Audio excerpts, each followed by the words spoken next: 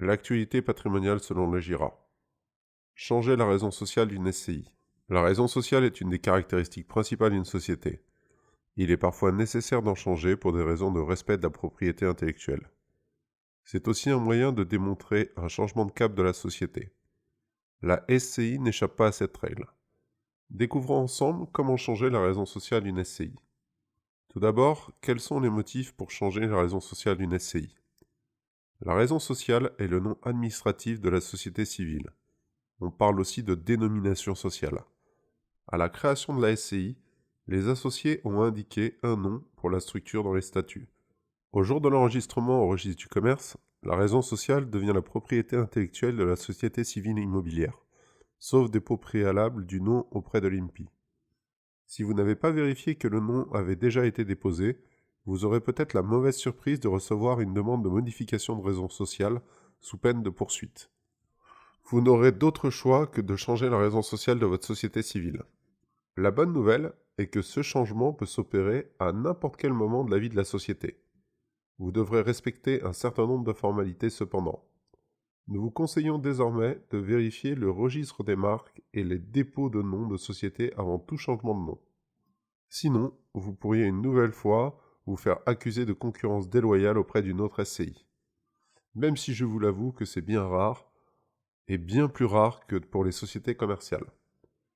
Vous pourrez aussi souhaiter changer la raison de la société civile suite à une donation ou un changement d'associé principal, le nom de la SCI devant y être lié. Comment changer de dénomination sociale?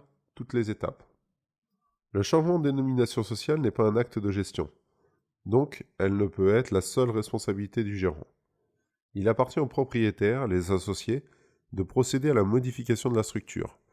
Comme pour beaucoup de modifications liées à une société, cela passe préalablement par des modifications de statut. Par conséquent, les associés devront se réunir en assemblée générale extraordinaire pour valider ce changement statutaire. L'assemblée générale extraordinaire.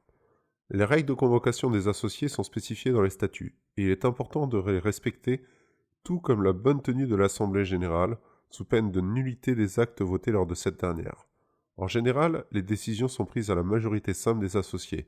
Les règles concernant les AGE sont bien plus contraignantes, demandant souvent une majorité renforcée, 2/3 des voix, voire même l'unanimité pour l'adoption de certaines résolutions.